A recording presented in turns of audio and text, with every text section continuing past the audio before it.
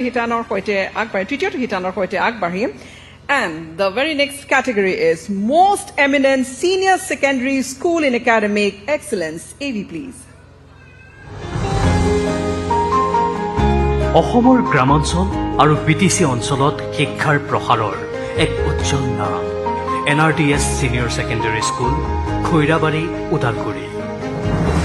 NRDS Group of Institutionৰ এক উল্লেখযোগ্য অংগ হিচাপে প্ৰতিষ্ঠানটোৱে প্ৰথমে কাৰিকৰী আৰু বৃত্তিমূলক শিক্ষাৰ জৰিয়তে যুৱ সমাজক স্বনিৰ্ভৰ কৰি তোলাৰ লক্ষ্য লৈ যাত্ৰা আৰম্ভ কৰিছিল। সময়ৰ আহ্বানত 2013 চনত স্থাপিত হয় NRDS Senior Secondary School। অভিজ্ঞ আৰু সমৰ্পিত শিক্ষক শিক্ষয়িত্ৰীৰ নেতৃত্বত বিদ্যালয়খনে শৈক্ষিক ক্ষেত্ৰত ধাৰাবাহিকভাৱে প্ৰদৰ্শন কৰি আহিছে উৎকৃষ্ট ফলাফল। আধুনিক শিক্ষণ পদ্ধতি, নৈতিক মূল্যবোধ আৰু সৰ্বাংগীন বিকাশৰ সমন্বয়ত NRDS শিক্ষাৰ এক বিশ্বাসযোগ্য আৰু অনুপ্ৰেৰণাদায়ক প্ৰতিষ্ঠান। NRDS Senior Secondary School, Khoirabari, ওদালগুৰিলৈ আগবঢ়োৱা হৈছে নিউজ 18 অসম নৰ্থ ইষ্টৰ এই বৰ্ষৰ Most Eminent Senior Secondary School in Academic Excellence সন্মান। May I invite on stage now NRDS Management Private Limited Managing Director Mr. Subir Sarkar. Monsala Montron Korsu, Subir Sarkar Dangoria, Managing Director, NRDS Management Private Limited.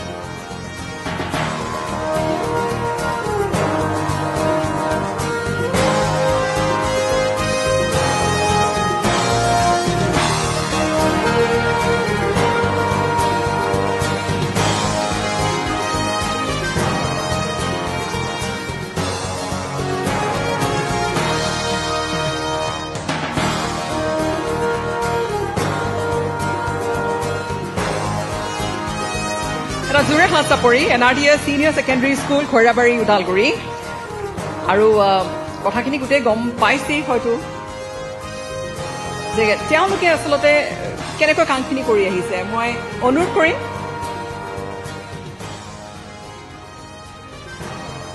মই চৰকাৰ ডাঙৰীয়াক অনুৰোধ কৰিম microphone আপোনালৈ আগবঢ়াম দুআষাৰ ক'বলৈ।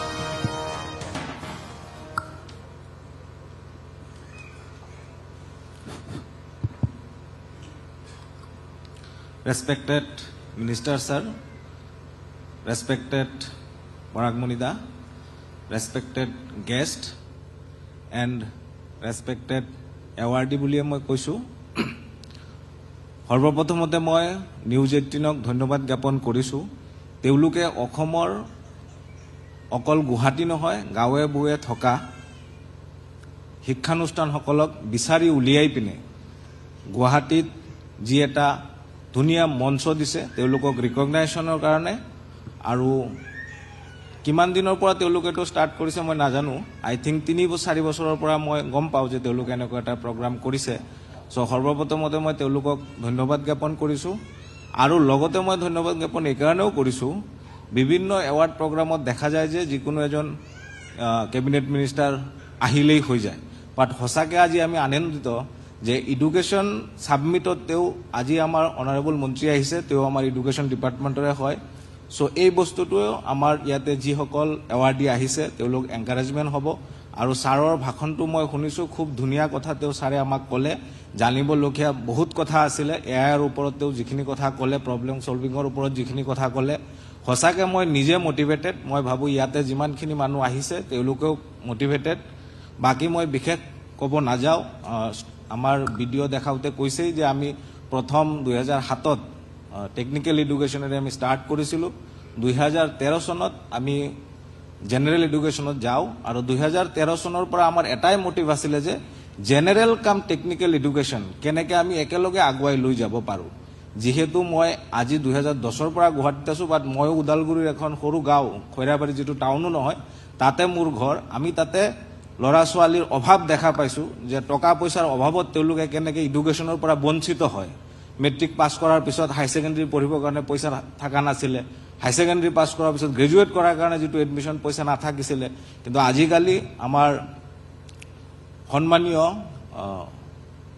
মুখ্যমন্ত্ৰী মহোদয়ৰ নেতৃত্বত লগতে আমাৰ তেওঁ লাষ্ট 5 বছৰ আমাৰ এডুকেশ্যন মন্ত্ৰী ছাৰৰ নেতৃত্বত স্কুল ব্যৱস্থাটোক সাধাৰণ মানুহৰ ল'ৰা ছোৱালীও যাতে শিক্ষাৰ ক্ষেত্ৰত পিছুৱাই নাযায় তাৰ কাৰণে বিভিন্ন ধৰণৰ আঁচনি লৈছে, যাৰ কাৰণে ল'ৰা ছোৱালীবিলাক মটিভেট হৈছে পঢ়াৰ কাৰণে, লগতে ভাল ৰিজাল্ট কৰাৰ কাৰণেও মটিভেট হৈছে।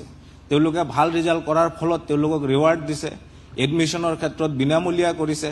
অকল যে ক্লাছ 1ৰ পৰাই যে ফ্ৰী এনেকুৱা নহয়, আজিকালি ডিগ্ৰীতো তেওঁলোকে এডমিশ্যনটো ফ্ৰী কৰি দিছে। সঁচাকৈ আমি ভাগ্যৱান বুলি ক'ব লাগিব।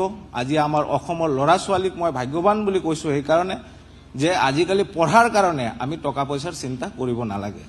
তো যিয়ে নহওক আমি জেনেৰেল এডুকেশ্যন তথা টেকনিকেল এডুকেশ্যন একেলগে আগুৱাই লৈ যোৱাৰ উদ্দেশ্যত 2013 চনত আমি প্ৰথম স্কুল আমি ষ্টাৰ্ট কৰোঁ জুনিয়ৰ কলেজ, আৰু আমি আপোনাৰ 7খন জুনিয়ৰ কলেজ চলাই আছোঁ।